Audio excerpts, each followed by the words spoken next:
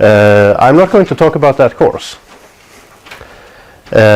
We also have at BTH a bunch of other cloud-related courses and big data courses. I'm not going to talk about them either. They are regular courses. We also have a big research profile about big data, and I'm not going to talk about that either. I was hoping that Håkan Gran, the professor in charge of that research profile, would be here and he could say a few words, but you're stuck with me anyway, instead. So, big data. A few things to remember with big data is that it is huge. It's not just big data anymore. This is enormous. It's stretching the limits of what we're capable of doing with the computing power we have available today. Even if we pool our resources, it's still stretching the limits of that. Part of the reasons for this is that big data isn't just something that we know exactly what it looks like. It's more a matter of that we collect everything and then we try to make sense of it. So it's unstructured by nature. Which means that once we have all this data, we need to start analyzing it in different ways. First of all, we need to analyze it just to figure out what do we need to save and what can we throw away immediately. But also, what does it mean? What does all this data mean? And that's, I think at least, that's one of the reasons why it's become so popular, is that we know that in this heap of data there ought to be a lot of values, things that we can monetize. But we don't know what it is yet, because we haven't penetrated the data. Because it is so big, because we need this analysis, because we don't really know what we're looking for, we need new ways of analyzing it. We need new ways of storing it. We need new ways of dealing with this data, collecting it, and, as I say, filtering it, and all of this. And that is at the core of big data. If you listen to others talking, they will say that the core of big data is the analysis step, finding algorithms that can creatively analyze the data without really knowing what they're looking for. But all of this, organizing the data, storing the data, and managing the data, is as important. A few examples, just to get you in the right mood. And that's barely readable.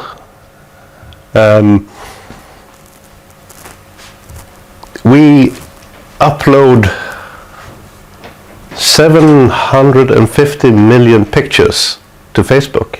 I don't know the time frame for that. Per day? I don't know.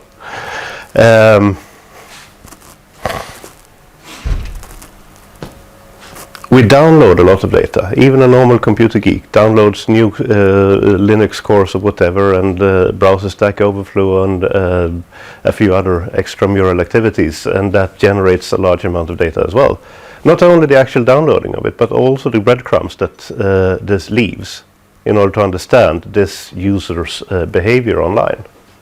That's also a source of data.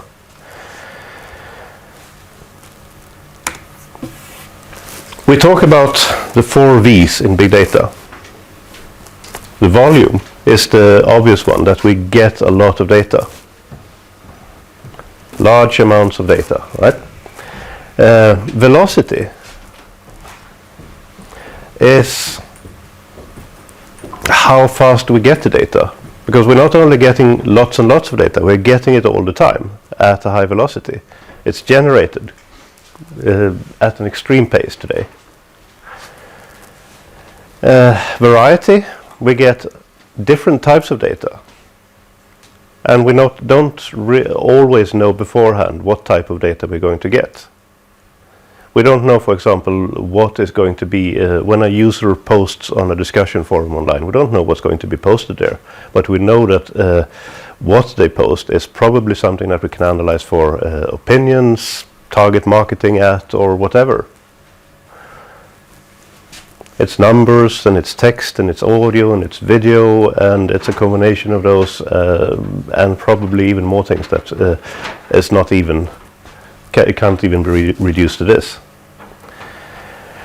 And value. We know there is value in there.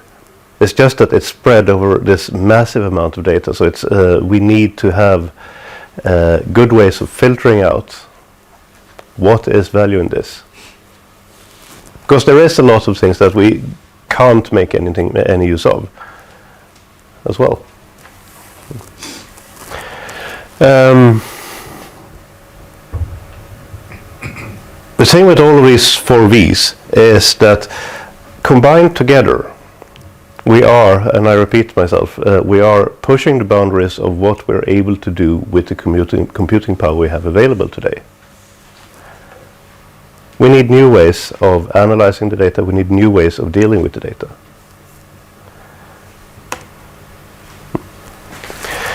So I've got a few slides on challenges with big data, and I'll just go through them briefly. The first one is the representation. So because we have this data in different formats, we still need to store it and represent it in some way so we can start working with it. We need to understand what type of data we have, the structure of it, what does it mean, the semantics behind the data. At what level of granularity is it? Is it a high level? Is it a very detailed type of data we have? And how accessible is it? Can we get our hands on it? Do we need to pay someone? Do we need to go through different firewalls? Or is it freely available? Once we have it, we realize that this is too much for us to handle. We need to do something with it. We need to get rid of stuff that we don't need. Things that are duplicates, remove all the redundancy in the data, because that's quite a lot of the material we get is redundant. It's stuff that we've already collected. And can we compress it in some way? Can we make sure that we can reduce the footprint on our servers of it?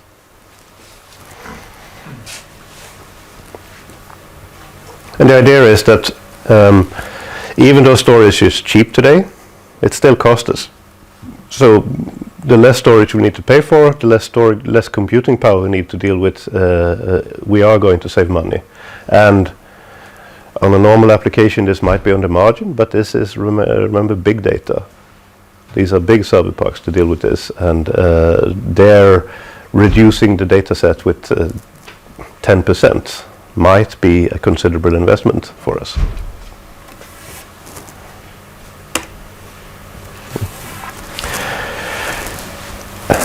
Related to that is that we need to know when the data we got is no longer relevant for us to keep.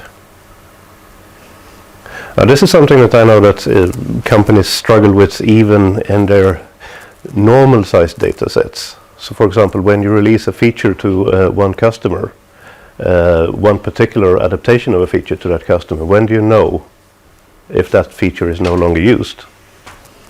And how do you know that? And can you then deprecate it and remove it from your source code base, or do you keep it forever?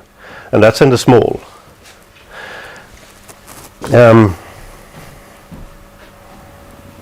And we also know today that we are going to get more and more data. People aren't doing less on the internet, they are doing more, ever more.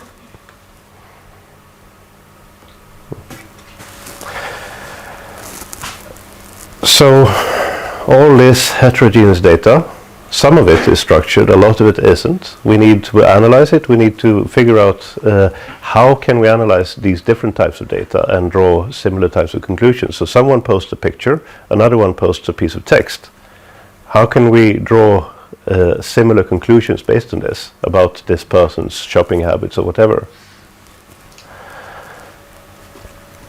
In order to make sense of all this data, we are going to need to cooperate between different disciplines. So we can't just say, well, I'm a data analyst, I can do that bit, and then work in my silo. And then someone else says, well, I'm doing just algorithmic analysis or whatever, and I'm working in my silo. That won't work anymore. We need to collaborate. We need to cooperate in order to make sense of this data, to create new and interesting ways of analyzing the data. And as we involve more people, and the fact that we are accessing a lot of data, that brings concerns about privacy, of course. We can learn quite a bit about different people online already today. Look at Google's advertising service, for example. They probably have you, Pat, down to a square with one person in it, and that's you. What does that mean for privacy? What can they do with this information? What should they be able to do? What should they be allowed to do with this information? And energy management, all of these server parks, obviously they consume a lot of energy. I think someone said once that I am eco-friendly. I haven't downloaded the latest video from whatever artist. I'm driving my Volvo XC90 instead. What was that? You're laughing, so you probably remember this. What was that Korean artist who did some? No, I'm lagging because it's how to be eco-friendly just to save some gigabyte to the load. And if you load your car, you probably when you drive you download more data or you upload more data. Possibly, yes. Or if you are using Google Maps, maybe that you exchange over 1 week the same amount of data. So it's so this is the reason why I'm lagging. Yeah. So there have been some studies. So I don't remember the name of that. Gangnam Style. Thank you. The downloads of that alone could power a village with or a town with 20,000 people for a year. So energy consumption and energy management is a big deal.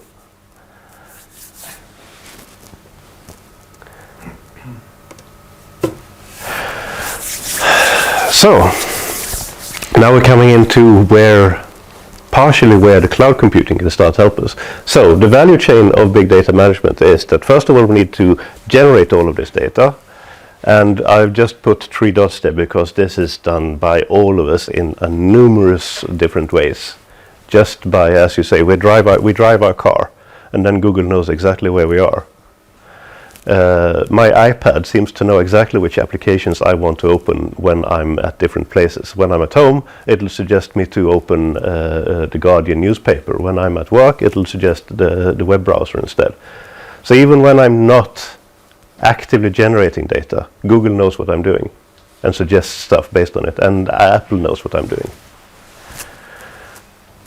Hopefully, it stays in my iPad. More likely, they know they've got it uploaded to Cupertino as well. So all of this data, it's being generated all the time, and then we need to get it.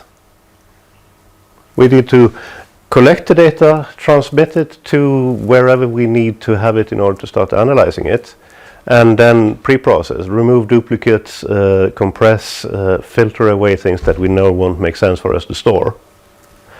And this is something that has to be done more or less continuously for most applications. So now we have our pre-processed data. We know that this is something that might contain that value that we are looking for. Next step is to store it. And we have different means available. We can store it locally or on a networked storage unit.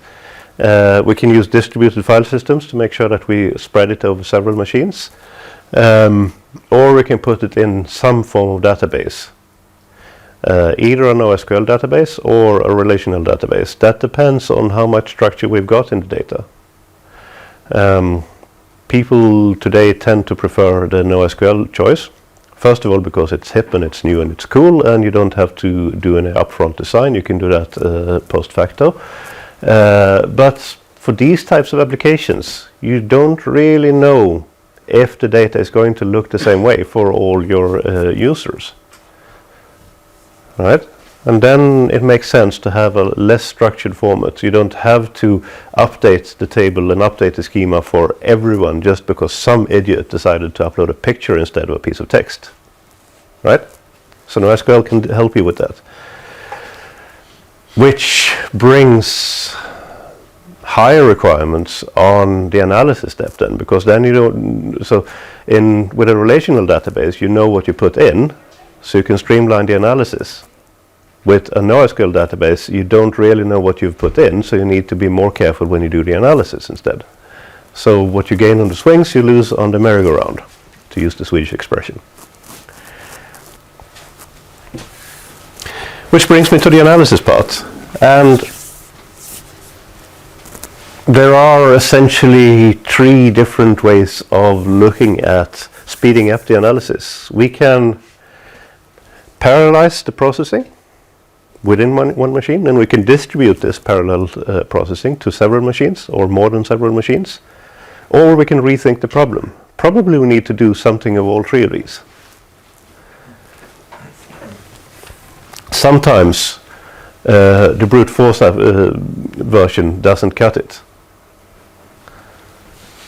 And then we need to rethink, how can we address this problem? How can we redefine the problem such that we can use whatever we have available?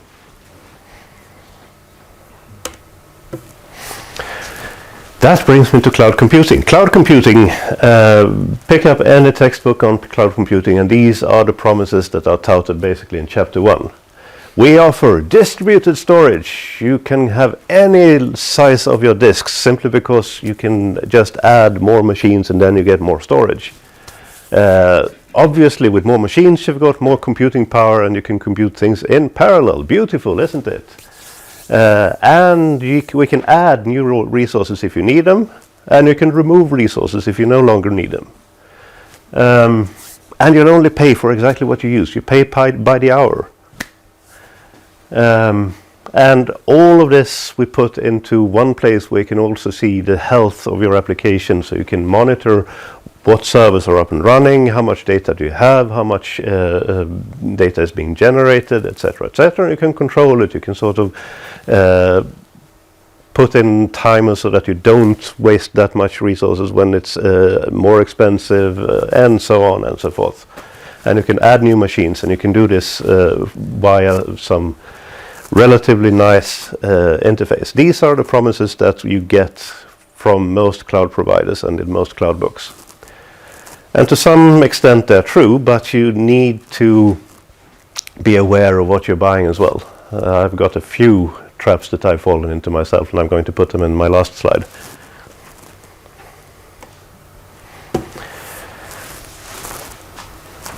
Just a few examples of things that you often hear being talked about. So the distributed file systems, Hadoop HDFS is one that is often brought up when you talk about distributed file systems. GlusterFS is one other. And when people say parallel computing over these massive computer parks, everyone seems to jump immediately to Hadoop MapReduce. It's important to remember that MapReduce is just a way of solving a problem. They don't have a patent on that. It's just one implementation of this way of solving a problem.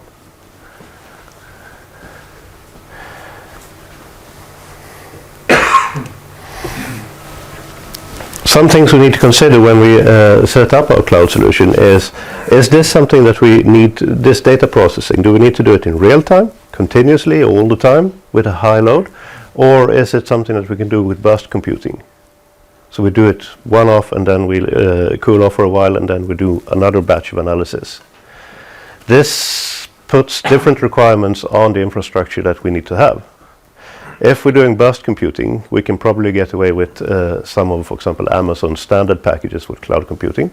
If we're doing continuous high load, then Amazon is going to throttle your CPU usage because you've only got so many CPU credits in 24 hours. Then you need to pay really much for your servers. Right? So already there you need to start wondering, what kind of processing do we have? Because the type of processing will determine the type of hardware and the type of infrastructure you need to set up. That also means that you need to start thinking about network. How do we get the data in for processing? Do we just upload 200 gigabytes in one batch? Yeah, that's going to take a few days on a normal network connection. Or do we continuously upload this?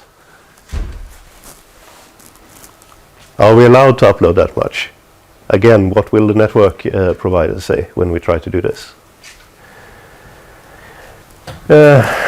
Do we require in-memory analysis, or can we store intermediate results on the disk? Well, obviously we need to dimension our servers based on this.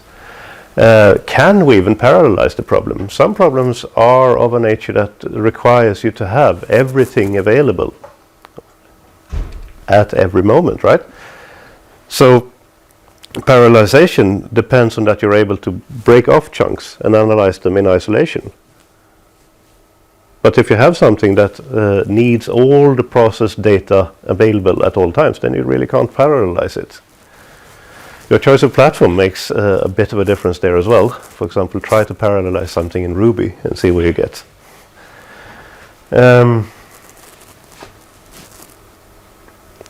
Keeping a separate test environment alongside with your deployment environment is a bit of a challenge. So I'm working right now with 2 master students who are doing testing of an application that works against Google Calendar. So they are doing part of the system, and then they are using Google Calendar as the backend. But how do you set up unit tests there? But there's no rollback on Google Calendar. You can't schedule a few events and then pretend like they're not there anymore when you run the next test. And you only have so many calls towards Google Calendar API per hour before it starts throttling you there as well. So you can't do massive unit tests against Google straight off. So using a cloud service in your application means that you need to start thinking about testing this properly. Their best guess at the moment is that you set up something that pretends to be Google, where you do your unit tests against. That's not really the most cheap solution, but that's the best guess of how you can do it at the moment. Making sure that you don't have to go in and edit stuff by hand every time you set up a new machine. When you set up a new machine, it should be just as the machines that you had, with a one-click solution. Provisioning of your machines, making sure that they are all the same, and that your test environment is also all the same, or as close to all the same as possible. This is also something that there's been written books and books and books about it, and there are plenty of solutions, Puppet, Salt, and whatever you call them. Otter, I think, is one of the oddly named provisioning frameworks available. So there's a lot of work in providing the tools necessary to set up your environment so that you can repeat that over and over again. So all of these things, and this is probably where our course comes in. Taking these things, these challenges, and the ones on the previous slides as well, and putting that into some sort of practical package where you can get hands-on experience trying out some of these things, learning by doing some of these things when it comes to setting up a bit of a cloud environment, setting up some form of big data analysis problem, and then running into a few pitfalls along the way to figuring out how to actually do this in a scalable way. And that's what we're targeting with the course. Now, I promised the slide to finish off with some of the experiences I've had. So these are things that I haven't seen anyone really talk about. But uploading data is one of the things. Everyone assumes that, well, you just set up your cloud big data analysis thingy and then you get cracking, right? Well, what if you have these 200 gigabytes of data? Or even terabytes or exabytes or whatever? You first need to get them up into the cloud. That's something that is often authors turn a blind eye to this. They don't really mention, well, it's magic, and then we do our cloud analysis thingy. The CPU throttling I mentioned. So I actually, as part of one of the assignments in this Cloud and Big Data course, I've got a sub-assignment where the students are supposed to find out where does Amazon say anything about CPU throttling. It's not on the terms of the contract or the licensing agreement, or when they market all of their different machines and what you can do with them. It's not there. It's buried way down. That, oh yes, you only get 24 CPU credits in a day, and you waste them in 5 minutes if you run all out. Chaos Monkey is something that I think Netflix is using. Basically, with more servers, we also become, in one way, we become more vulnerable because the likelihood of any one server going down at any time increases. But because we have so many servers, we can sort of cover it up, smudge it over that. Well, loss of one server won't make that big a difference. But we also need to program for that. So what Netflix is doing is that they've got this Chaos Monkey that basically at random intervals break a machine in a creative way in their live environment. And they do this because they want people to program in a way that it doesn't matter if one machine goes down. So a bit of defensive programming, if you will. But they've done it by just introducing that, well, we intentionally break our production system in creative ways. The security bit and the confidentiality bit is also glossed over in many of the books I've read, at least. They sometimes mention for confidentiality, for example, there are rules that in some countries, if you store data about the citizens of that country, it must be stored in that country. That's something that you need to worry about if you're going worldwide with your cloud solution, which you probably are. So suddenly you get a customer from, I think the UK has these laws. Certainly it's going to have in 2 years' time. So suddenly you get a customer from the UK and you store their name. And what else are you allowed to store before you need to set up a server in the UK for that one customer? And then private and public networks. So Hadoop in particular, that's a weird beast. Hadoop basically assumes that you're sitting on a private network. And how does that rhyme with open cloud computing? You connect yourself to Amazon and then you run your Hadoop cluster there. Well, then you're on a public network. So of course you want a firewall. Yes? Well, except that if you want Hadoop to work on a firewall, you also need to open up 50,000 ports because you don't know which one is going to use for one node.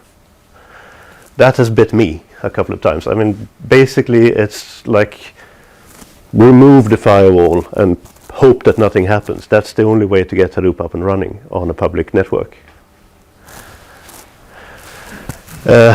So getting this to work, I mean, some cloud providers provide a private network as well, so you could potentially set that up behind the scenes, but they also have a public network, and then configuring this is going to be less than a walk in the, or more than a walk in the park. Let's put it like that. So that was just a few teasers of things that we are hoping to weave into the course so that you'll have to worry about as well. Right? Any questions? You're all happy?